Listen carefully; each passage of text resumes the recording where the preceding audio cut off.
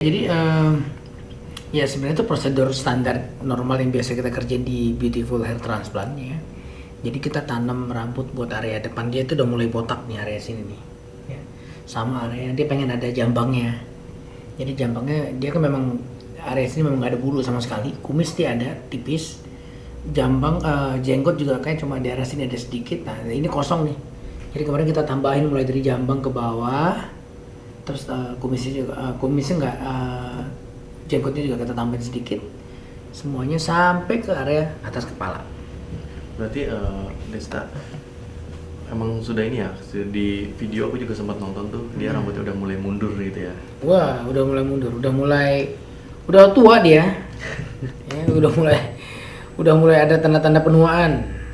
Nah kalau untuk transplant itu dia ada metode-metode nggak sih dok? Mungkin kalau Desta kemarin tuh dia ambil metode yang apa tuh dok? Mungkin bisa jelasin. Di Beautiful kita pakai metodenya FUE, jadi rambut itu diambil satu demi satu sampai ke akarnya di belakang, terus itu yang kita akan pindahkan, kita transplantasikan ke area lain gitu, ya, gitu. Berarti dari rambut yang ada di Desta juga gitu ya? Betul, rambutnya dia sendiri, nggak bisa pakai rambut orang lain. Jadi kalau hair transplant tuh harus pakai rambut sendiri. Kalau pakai rambut orang lain namanya wig dong. Ya. Berarti secara bahasa gampangnya dipindah aja dok ya rambutnya gitu. Betul. Digeser dari belakang kepala dipindahin ke atas. Nah kalau untuk metode yang Desta lakukan kemarin itu membutuhkan waktu berapa lama dok untuk prosesnya? Kemarin dia operasinya hampir 6 jam ya kemarin. Lama, nanam jambang jenggot itu lebih lama daripada nanam rambut biasa, karena kalau ini kan keras nih permukaannya, lebih gampang. Kalau ini kan dia lebih bergerak-gerak gitu ya, posisinya lebih sulit, nanamnya juga lebih susah. Kalau transplant itu ada biusnya nggak dok? Dan biusnya itu nah kalau kita di Beautiful, karena kita ada dokter bius in house, kita ada dokter anestesi di sini ya. Tanam rambut itu sakit pada saat disuntik sebenarnya, karena nyuntiknya banyak kan lumayan sakit tuh ya. Jadi pada saat disuntik doang kita kasih sedasi sedikit. Jadi dokter biusnya kasih sedasi ringan pada saat disuntik supaya nggak nyeri. Setelah itu udah gitu biasa aja. Udah nggak ada rasa, tebel aja rasanya. Makanya di kita tuh nggak sakit sama sekali gitu. Sering kita dengar cerita pasien ngeluh, wah sakit hair transplant tuh sakit gitu. Karena kan luas areanya. Jadi kalau misalnya cuma ngandelin suntik setengah jam bilang suntik lagi kan sakit. Nah kalau kita di sini kita punya metode supaya bisa bikin tanpa nyeri sama sekali. Kalau itu kan kalau bisa dilihat kan dia agak merah-merah itu nanti untuk proses hilangnya itu berapa lama? Hilang ini kan merah-merah ini kan cuma karena baru dikerjain kan ada bintik-bintik perdarahan kecil, nanti hilang kok. Biasanya nih kalau saya liatin, nah kayak gini nih.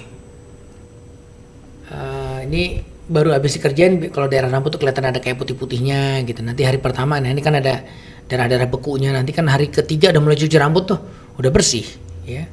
Setelah hari ketiga biasanya udah bersih nih. Hari ke-10 aja udah kayak rambut biasa tuh. Jadi cepat biasanya. Ini kayak gini nih.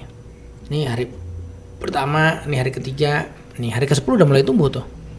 Gitu. Cepat kok biasanya. Nah, kalau habis transplant gitu ada pantangannya mungkin dari makanan kah? Ada yang nggak boleh dikonsumsi kah? Nah, sebenarnya enggak sih. Ya sebenarnya nggak ada yang khusus nggak boleh ini nggak ada sih, ya. Cuma kita menjaga aja supaya nggak ada gesekan di rambutnya. Jadi kadang-kadang tuh saya juga bingung, kadang-kadang pasien datang, dok katanya nggak boleh keringetan, nggak boleh olahraga. Enggak sih. Ya silakan aja. Saya udah ngejajal, karena saya juga tanam rambut. Saya juga nanam area depan sini. Jadi habis operasi saya olahraga kayak biasa, makan seperti biasa, malah saya pakai topi operasi gitu kan. Saya hari ketiga saya udah operasi orang gitu. Jadi nggak ada masalah. Yang penting kita jaga jangan kegesek. Jadi kalau misalnya keringatan, ngelapnya tuh di tap aja, ditekan gitu. Jangan gituin, jangan di scrub ya. Gitu juga kalau misalnya berolahraga, tidur ataupun lain-lain, jangan digosok gitu. Itu kan kayak di hari ke-10 kan kalau kita lihat kan dia udah agak mulai muncul. Mungkin kalau misalkan pasiennya kayak merasa gatel gerah, kalau itu sampoan kerimat itu gimana dok? Nggak apa-apa kayak biasa.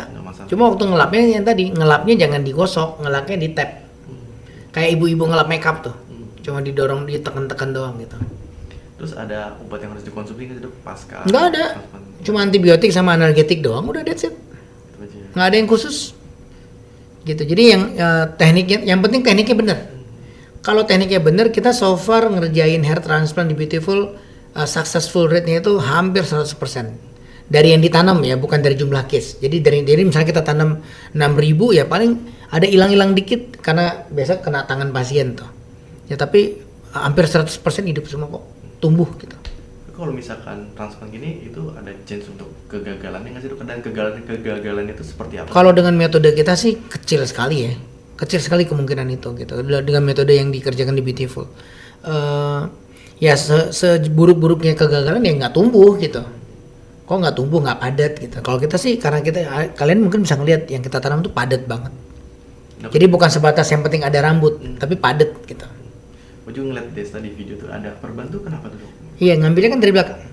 Nah, ngambilnya dari belakang sini. Jadi habis diambil kan pasti ada bintik-bintik perdarahan kecil biar nggak kotor. Kita tutup pakai kasa sehari aja. Besok pagi udah dibuka.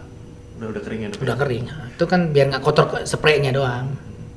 Oke, terakhir dok mungkin untuk range biayanya nih, mungkin karena banyak teman-teman yang belum tahu nih. Kita di Beautiful itu range harganya mulai dari 45 sampai 85-an gitu. Rata-rata ya. Kalau sedikit cuma area depan mungkin sekitar 45 jutaan. Itu udah all in harganya, udah obat, udah semuanya. Tapi kalau misalnya yang full semuanya bisa sampai 85-an. Oh, berarti harga tergantung area. Iya, seberapa banyak kita tanam gitu. Nah, cuma kalau di Beautiful kita nggak ngitung per follicle karena menurut saya nggak make sense sih ngitung per follicle. Jadi yang penting kita padatin aja areanya. Makanya saya ngitungnya per regio gitu. Tapi kemarin waktu Desta lagi transfer ada hal lucu nggak, kayak dia kan komedian ya, maksudnya kayak ada rasa sakit gitu nggak sih? Enggak sih. Nggak ada ya? Dia mah santai banget pasti kerja. Oke. Baiklah. Secara pandangan dokter aja sebagai umum gitu dok. Jadi ini dok, di suatu perayaan di mana si pria ini tuh dia merayakan perceraian Dari orang lain ya. yang lain aja ya.